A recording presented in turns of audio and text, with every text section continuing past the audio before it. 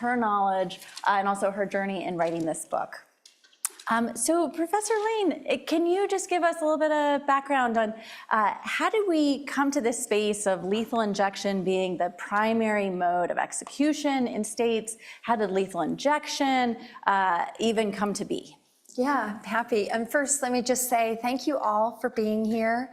It's a real honor to be here, and you have one of the top criminal law scholars in the country. I hope you know that. Like she's very beloved, but also her work is very, very well regarded. So I'm very, very happy to be here. Yeah. And can I ask you, yes. Can you hold up your book for everyone just so we can all see it? Secrets of the Killing State: The Untold Story of Lethal Injection. Thank you.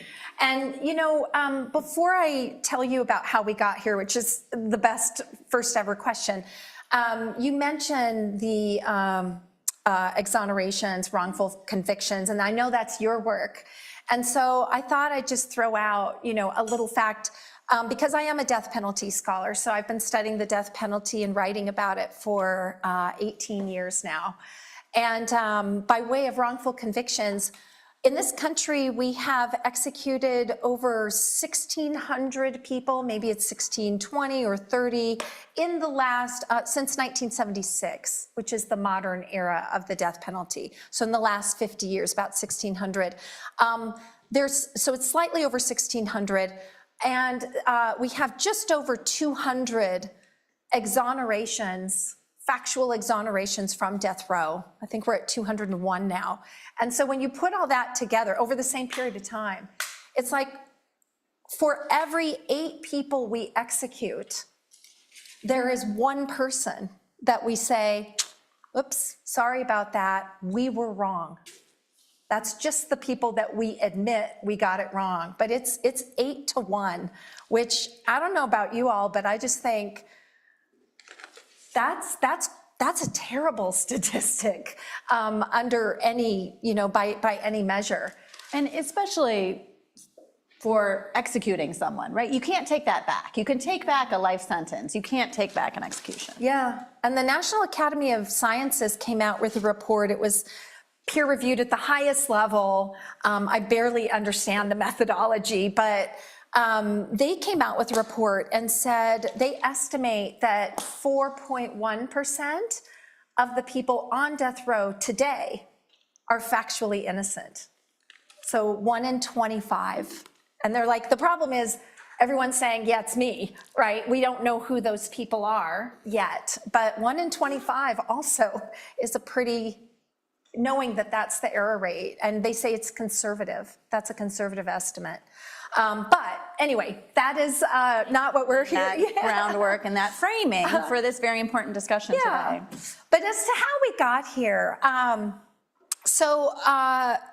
the story actually starts in 1977. Lethal injection was invented in 1977. And the historical timing is actually really important because, as some of you may know, the United States Supreme Court struck down the death penalty as it then existed in 1972 and then brought it back in 1976. So there was actually a 4-year period where the United States did not have a death penalty. But so we've got this brand new death penalty. The modern era begins in 1976 with Gregg versus Georgia, the case that brought it back. And by 1977, so we've got this brand new death penalty, and the country had not seen an execution in 10 years. The last execution had been 1967 in Colorado. So you've got, imagine what that would be like if the entire country, we haven't seen an execution in a decade. And we've got this new death penalty. And so one of the things, and I am a legal historian, so one of the things I document is legislators around the country saying, I don't know that this country's going to be able to stomach this sort of state violence and, just brutality that executions entail.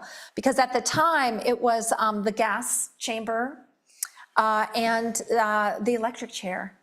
And they're both gruesome deaths. And in fact, the electric chair is the only execution method that 2 states have themselves said violate the Eighth Amendment. It's the state version of the Eighth Amendment. And those states are Nebraska and Georgia. And I'm like, yeah, right? I'm like, okay, if Georgia says like, no, that's bad, then you know it's really bad. So anyway, that was basically what they were using. The gas chamber was considered like too gross. So there was a couple states using it, but it was basically the electric chair.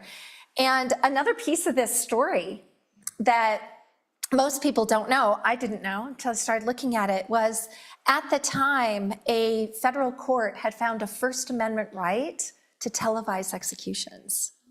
So it wouldn't last, but nobody could have known that at the time. And so there were also legislators, and I quote them in the book, that are saying, well, we can't have an electrocution in someone's living room.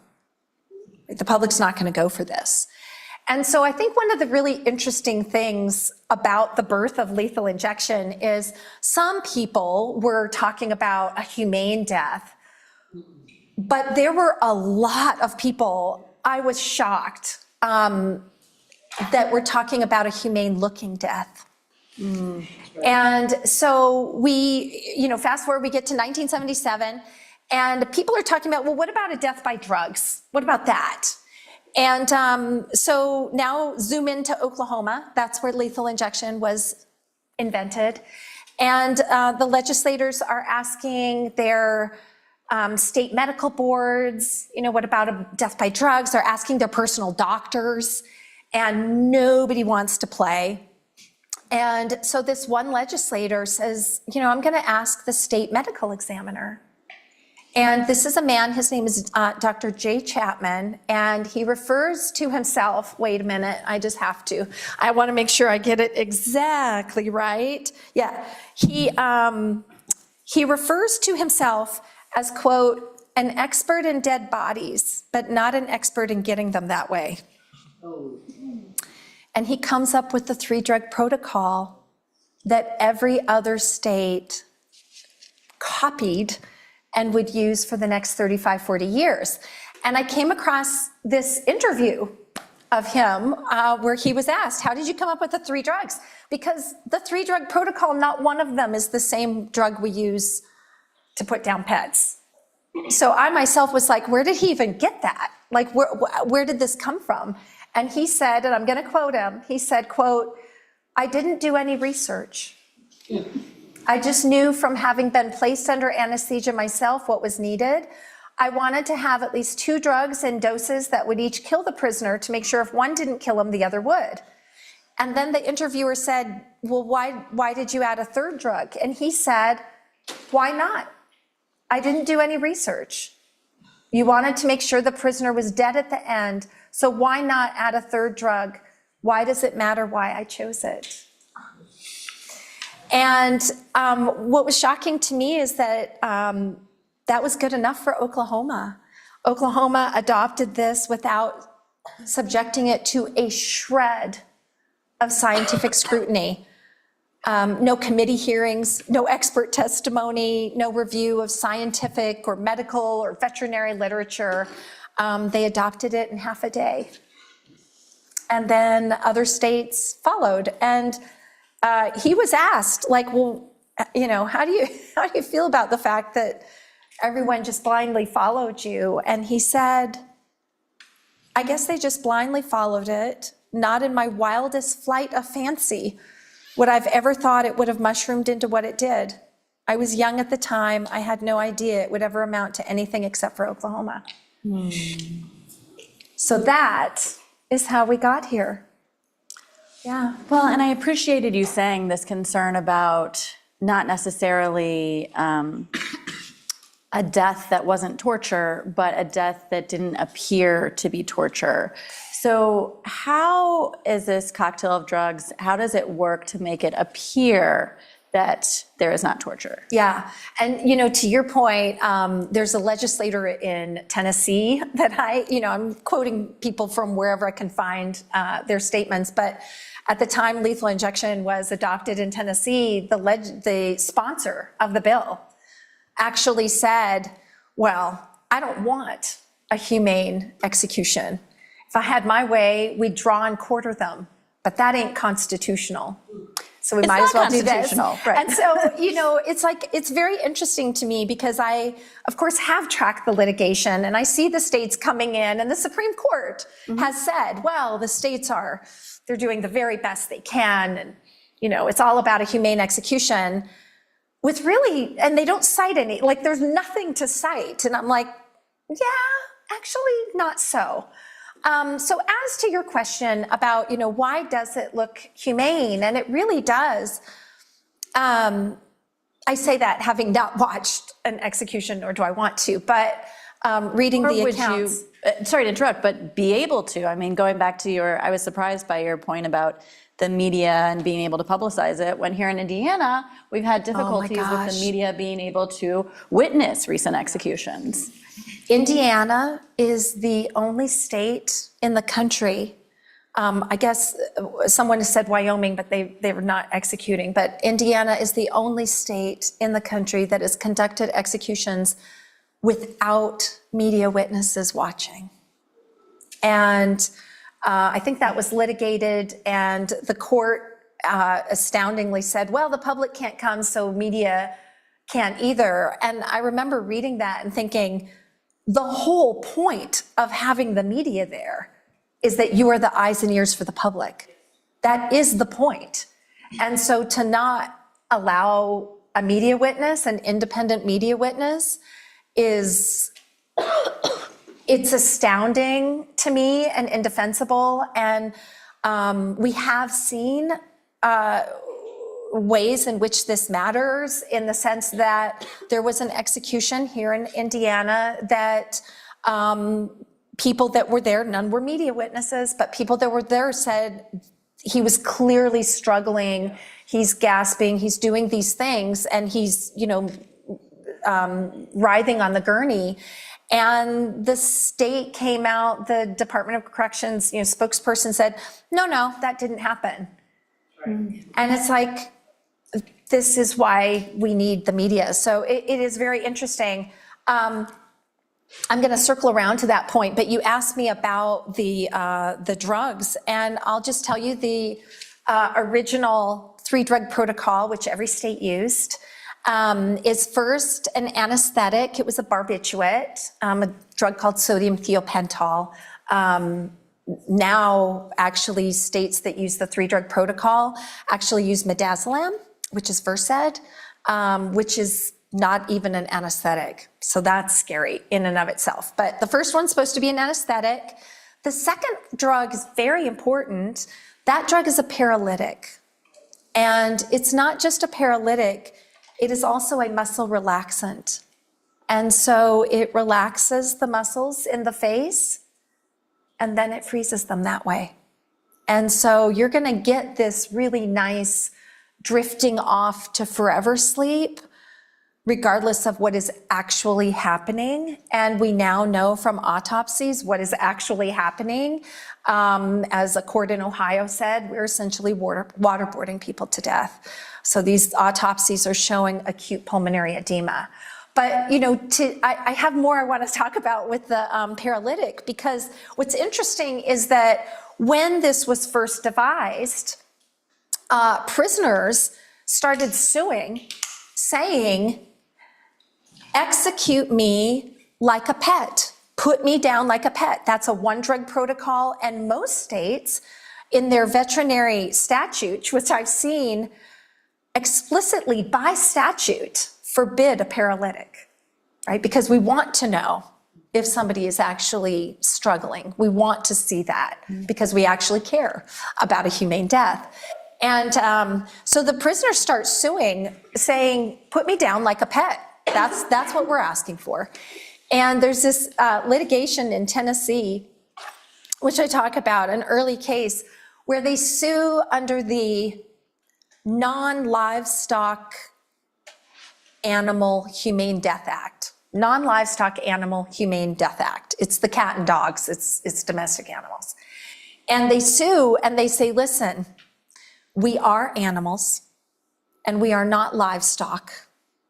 So we are eligible to be put down like pets. And the Tennessee court says, legislative intent.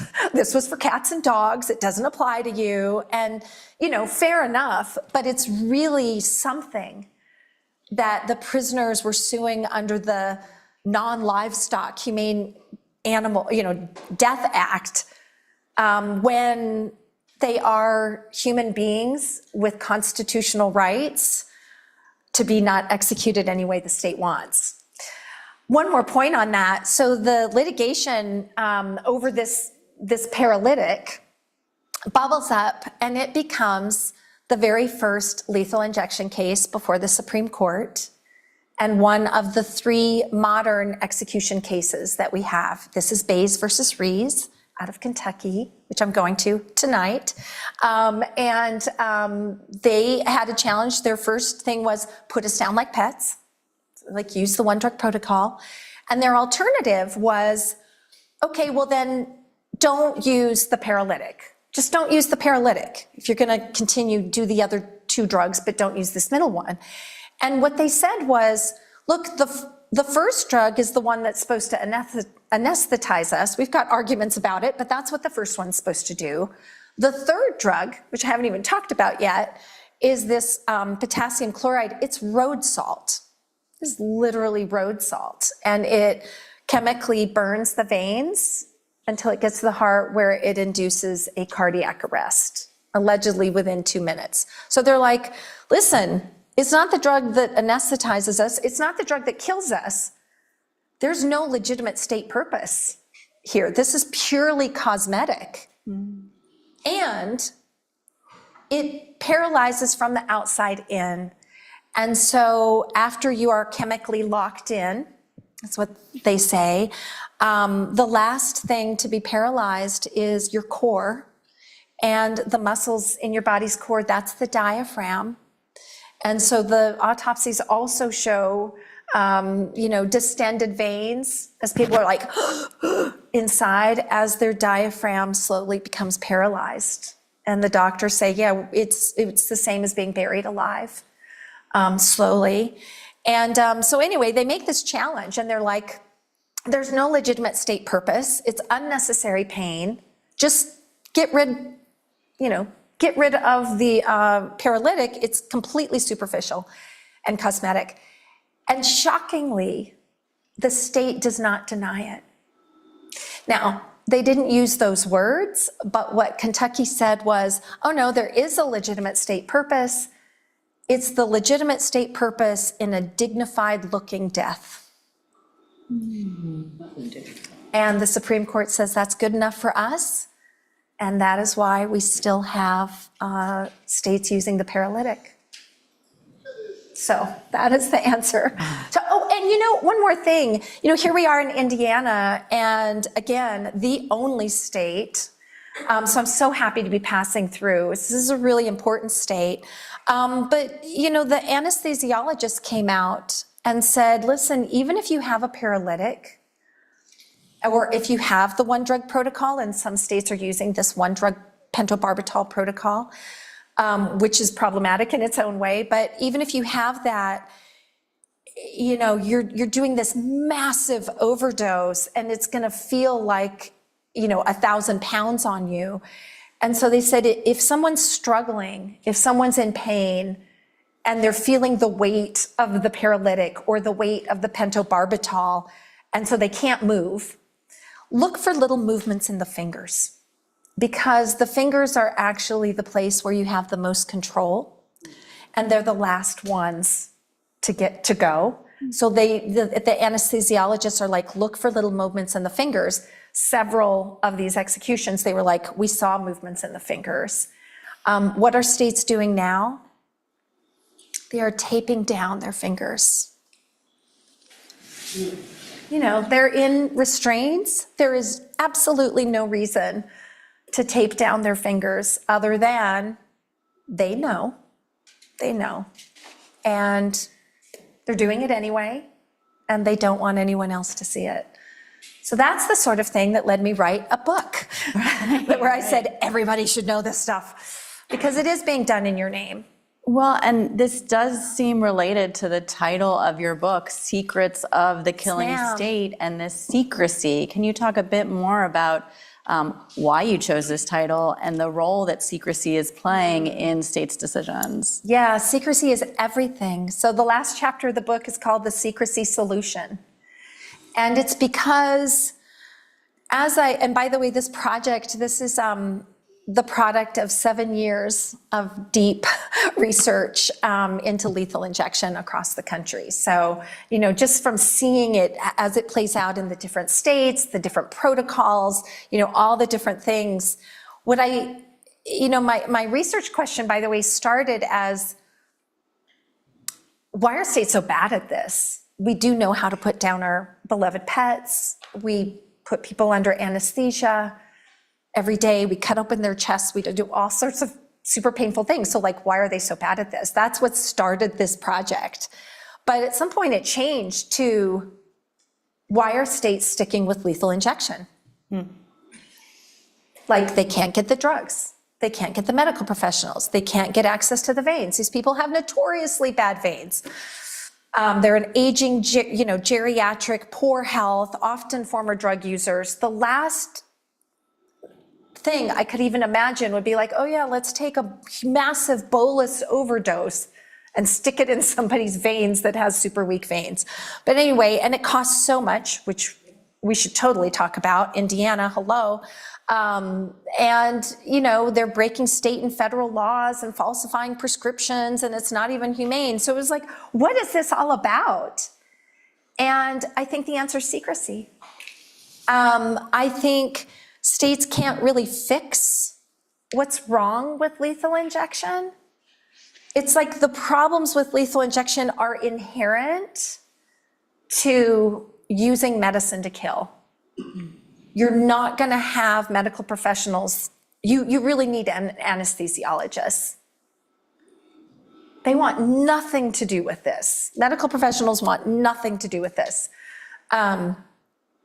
There's one who I quote in the book who said, asking a medical professional to help the state kill better is like asking a lifeguard to help you drown better. It's something that their entire being, it's not just legal ethics and we accept them and we embrace them. It's no, healing is who we are. It is baked into the idea of being a medical professional. So you're not going to be able to fix these things. You're not going to be able to get the drugs. You're not going to be able to get into the veins. And so it's what is this? They can't fix it, so they hide it. That's the secrecy solution. There's nothing to do but hide it. And when I think about what the work that lethal injection is doing, it's secrecy more largely. And so I think, when we talk about the death penalty in this country, we talk about it as an idea. Are you for it or against it? Often on tribal lines. It stands for something. It's law and order, right? It stands for something.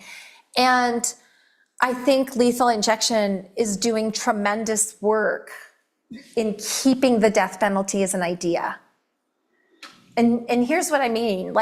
With lethal injection, we don't have to see the sight of blood, with the firing squad.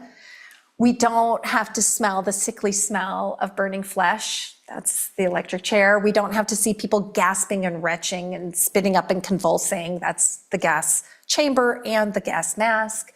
We get to tell ourselves that these people are just falling into forever sleep. And that, it's out of sight, out of mind. That allows us to not think about what the death penalty actually is, which is the ultimate state violence. It hides it, lethal injection hides it entirely, and allows us to tell ourselves this other narrative. We don't have to think about violence. And then the paralytic is more secrecy.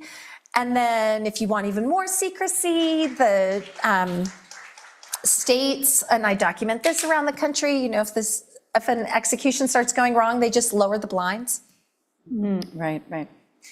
I just came out of Missouri, and one of the vignettes in the book is about this doctor.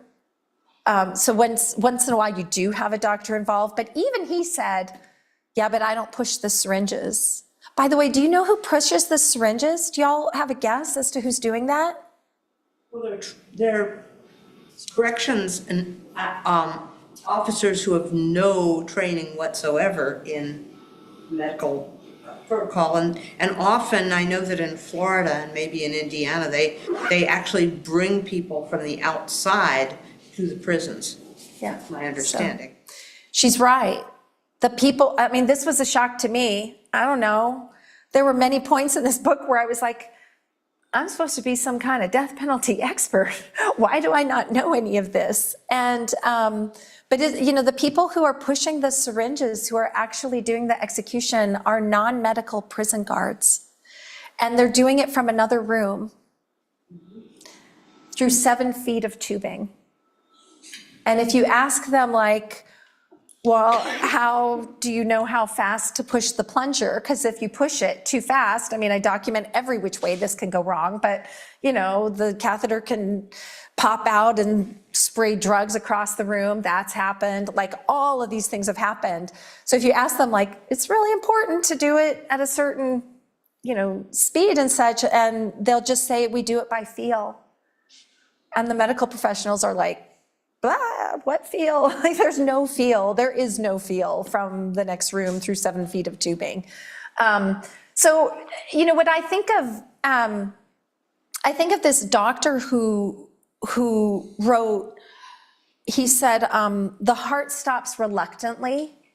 And he was talking about, it's not in the book, and I wish I had put it there, but he's talking about how, like, before the body is ready to die on its own, it takes physical force, it takes violence to end life before the body's ready to end it itself. And it could be a car accident, it could be a homicide, it could be an execution, but like, it takes violence to stop the heart before the heart is ready to stop on its own.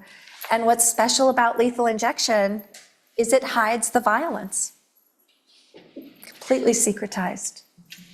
So you have spent 7 years researching this book. How or in what way have your own insights and perspectives on the death penalty changed over this journey? Yeah, that's such a good question.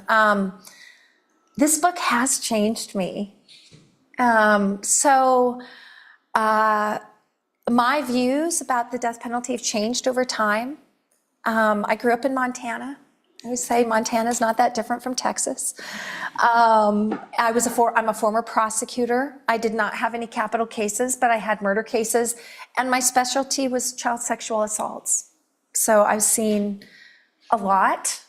And so, studying the death penalty, like I will say to people, I think the death penalty can be a really hard issue. It's not hard for me, but I've been studying it for 18 years. And my views have changed over time. This book was like yet another shifting in my views. And I'll tell you why. Because I'm studying lethal injection, right? But studying lethal injection is studying executions. And studying executions forced me to see who these people are at the end. Not who they were at the time of their terrible, terrible crime. Not who they were at the time of trial. They're not remorseful, mostly. But who are they 15, 17, 20, 25, 30 years later? Mississippi executed a guy this summer. He was on death row for 50 years. It's like, they're not the same person that they were. And, so I have this little 3-page epilogue where I talk about how this has changed me in the sense that I say, I think we tend to freeze these people in this moment in time. And I myself have done so for years. I study the death penalty and I'm like, here's my critique. I teach a death penalty class, and I had a student last spring come up and to me after the exam and say, so are you for it or against it? Because I critique, but I'm not like, I think there's an underlying moral issue that I'm not going to tell people how to feel about it. But this book, I now understand these people are not the same person that they were. And it's funny because I was writing about this, and this case comes across my desk. It's Brian Dorsey in Missouri. And this guy, I get these Google News alerts. And so it was just a Google News alert that came across my desk. It was an op-ed written by prison guards. And so I was like, that's very interesting. What is their op-ed? Here it is. Here's the title. We corrections officers know Brian Dorsey has changed. Governor Parson, don't execute him. So I see this and I'm like, so that's interesting. I'm totally going to read that. And I read it and they're talking about this guy, double homicide, any homicide is terrible, but he's sentenced to death for killed two people. And it's 17 years later. And he's the prison barber. And he cut the hair not only of all the other prisoners, but by choice, the other prison guards, including the two wardens. And they say, it's like, quote, Mr. Dorsey is an excellent barber and a kind and respectful man. There's not a nicer guy than Brian. And they go on to say, and I'm quoting the op-ed, taking Dorsey's life would be especially traumatizing for the many current and former prison staff members, myself included, who have come to respect and care for this exemplary inmate. And, it's something that I found again and again, not just like, oh, wait, this person for their last meal said, I don't want the last meal. Can you donate a pizza to a homeless shelter? Or, one guy this summer, I think this was South Carolina, for my last meal, can I get 2 buckets of chicken? I don't want a single piece of it. Can you feed the other men on death row? Or writing a poem to console the prisoners who have to kill them. It's just, Alabama this summer executed a guy. He was on death row, I think 27, 30 years. He finds faith. He starts the Church of Death Row for death row. And Alabama executes him, and the prison chaplain comes out and says to the media, scarcely have I experienced such holiness in my life. And that guy you just killed, he was bringing people to Christ that none of the rest of us could reach. And it took somebody saying, I know the depths of despair. I know the depths of self-hatred. Let me tell you about this God I know. And you cannot out-sin grace. And it's like, that's who we're actually killing. And how could I not know that and have studied the death penalty for 18 years? It was this project that that showed me that. And so there are places in the book where I quote the prison guards who say, this is a good point. So, there's prison guards who say, look, by the time an execution warrant comes down, we know this isn't the same person. It's a couple decades later. We know they could be safely housed for the rest of their life, save millions. We still need to talk about that, Indiana. But, and we've gotten to know them as a human being, and then we have to kill them. And you can't expect there won't be an effect from that.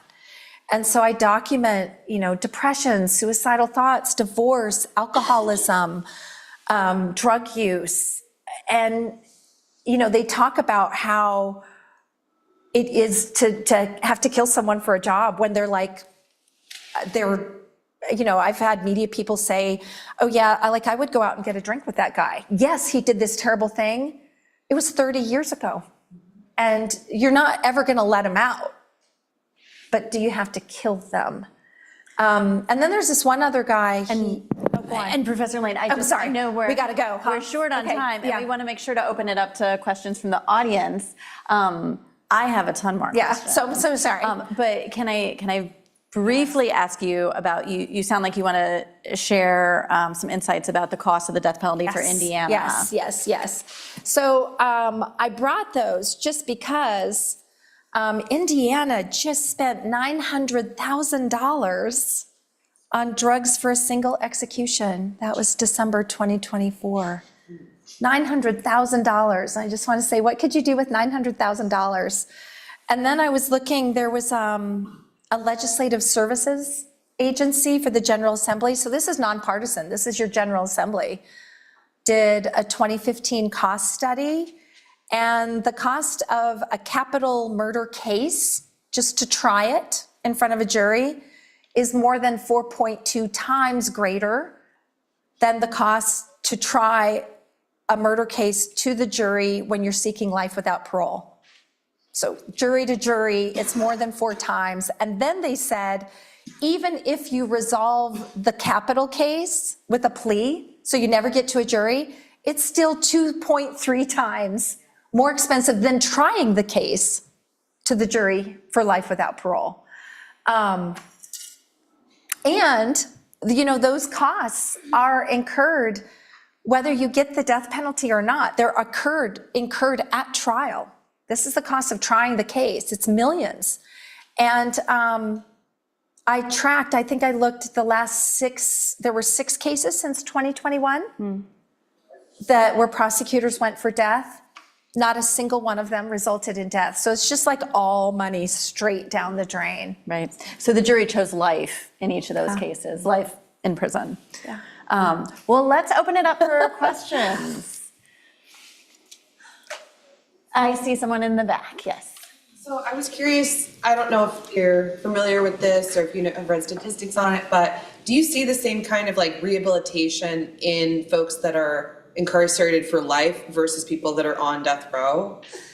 Yeah, I do, although that's not my specialty. And so, I can't speak to the same incidents, but here's an interesting, little one. Do any of you know who Tex Watson is or was? Anybody heard of Helter Skelter? Oh, yes. Right? This is, who was the guy, the Helter Skelter guy? Charlie Manson, thank you. So Tex Watson was Charlie Manson's right-hand man. And Charlie Manson was the cult leader, but Tex Watson was the guy that did all the killings. And you may know, they broke into some house and they killed this pregnant woman and, smeared blood on the walls. It was terrible, terrible, terrible. He gets the death penalty. It's in maybe late 60s, early 70s. The Supreme Court strikes down the death penalty in 1972. So all of those cases are converted to life without parole. And so I was curious, where's that guy now? What is happening with that guy now? He has started this men's prison ministry that has totally taken off. And, and so people are talking about him and he says, look, I could never undo. I can never pay back. I can never do this, but what I can do is serve with every day of my life. And so, do I know the incidents the same? No, because I was studying executions, so I'm studying these people, and it's off the charts. But what I know from those life sentences, it's happening to them too. Yeah. Over here in the back, yeah. You mentioned that the lethal injection sort of gave legs to the death penalty. Yeah. Because it seemed more humane. In your opinion, do you think that nitrogen gas chambers are going to give lethal injection more legs? Because I saw that some state just did a nitrogen gas chamber. Alabama. Alabama, and it's awful. Yeah, yeah, it was. That's going to happen? No, I don't. I mean, this is like the heart stops reluctantly. There's really no like good way to kill people. And the thing about nitrogen gas is you can see all of it. And that guy, I think he gasped and struggled. It was more than 20 minutes. But the average length of time for even the one drug protocol is 18 minutes. And the autopsies are showing 84% of autopsies are showing acute pulmonary edema. So these people are drowning in their own fluids. And so, you know, I think it could go back to lethal injection if people don't know. And that's part of my project, you know, is to say, this is what this is about. And, you know, this isn't a book where I make an argument and try to convince you I'm right. This is a book where all I do is relentlessly document what the state's doing in our name. And the very end is like, you have to decide if this is okay with you. Like, that's the argument. So, you know. Yeah. Have you received any like negative feedback from your book or from people who have an interest in like maintaining the secrecy? Yeah, no. So the really interesting thing is I kind of have been all over. This book tour is 90 days, 32 cities. I've done over 40 events now, a lot of podcasts. And it's really interesting because mum's the word. And I asked a guy in Arizona who tracks this litigation. I was like, you know, I haven't had a single DOC, you know, Department of Corrections person, like nobody's come out and said she's wrong. And part of that might be that I have 70 pages of endnotes, slightly over 1,000 endnotes in the back. So as I say in the introduction, I brought the receipts. But, you know, I'm like, why? It's just weird to me. And his view was they have nothing to say because you document everything. And so they're just hoping you get done with your tour and go back to your life. If they engage with you, they're bringing more attention to it. So they're just not saying anything. I will say I've had several book reviews, and I've gotten one bad book review. You can go find it. But the reason it was bad is because she wanted a tome that was anti-death penalty. She was like, you didn't talk about racism. You didn't talk about actual innocence. You didn't talk about all these things, which you should have. And I frankly was like, I love that you talked about it. I gave you an opportunity to talk about it, and I'm a researcher. I'm not an activist.